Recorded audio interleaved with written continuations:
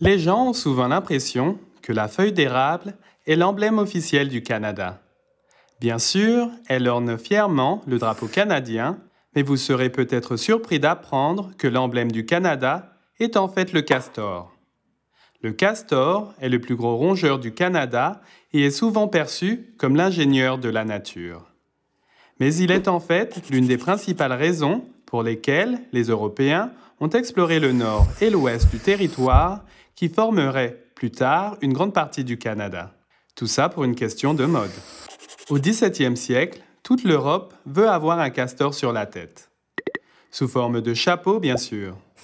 On commence par retirer les poils longs, ce qui laisse la bourre près de la peau, qu'on transforme en feutre doux, imperméable et durable, servant à la confection de chapeaux de diverses formes.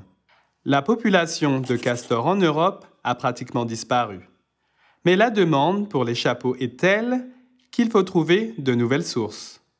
Le Canada en fournit une excellente. Les Français pratiquent déjà la traite des fourrures le long des cours d'eau du Sud. En 1670, un groupe d'aventuriers demande au roi d'Angleterre de lui octroyer le monopole de la traite des fourrures dans le nord du Canada. La charte royale émise par Charles II crée la terre de Rupert, qui regroupe toutes les terres baignées par le bassin hydrographique de la baie d'Hudson. Elle établit également la Compagnie de la baie d'Hudson, qui jouera un rôle important dans le développement du Canada. La Compagnie de la baie d'Hudson érige rapidement des forts et développe un système de traite mutuellement bénéfique avec les autochtones. Les commerçants autochtones échangent les peaux de castor contre des biens manufacturés utiles et précieux que seuls les Européens peuvent leur fournir. Les membres des Premières Nations sont d'habiles commerçants. Ils ont l'habitude de magasiner entre les divers postes de la Compagnie de la baie d'Hudson à la recherche de la meilleure offre.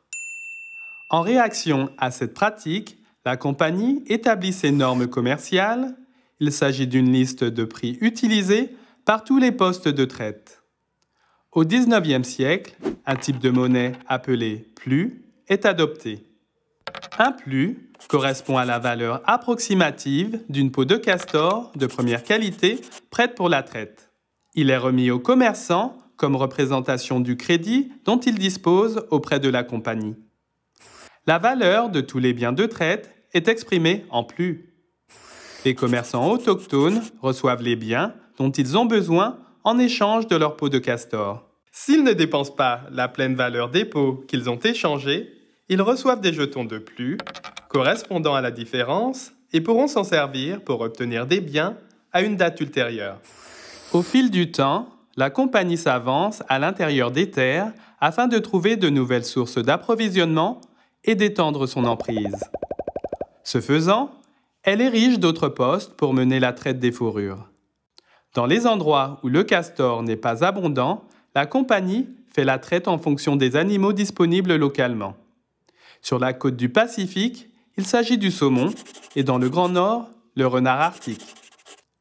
Après 1870, des immigrants européens commencent à coloniser l'Ouest, qui fait partie de l'ancienne terre de Rupert. Cette expansion dans de nouvelles terres contribue à la formation du Canada. Le commerce des peaux de castor, utilisés dans la confection de chapeaux, continue jusqu'aux années 1850. À ce moment, le prince Albert, mari de la reine Victoria, influence un changement de la mode qui privilégie dorénavant les chapeaux de soie. Mais les chapeaux de castor servent également à la confection de manteaux de fourrure. HBC demeure active dans la traite des fourrures jusqu'à 1987. Dès 1929, la population de castors du Canada est tellement réduite que l'espèce est menacée d'extinction dans certaines régions. Cette situation convainc Jimmy Watt, directeur de Rupert House, et sa femme Maud d'établir la première réserve de castors en 1930. Dès 1944, les sanctuaires créés par HBC pour le castor couvrent 110 000 km². De nos jours, le castor canadien se porte à merveille, tout comme le pays dont il est l'emblème.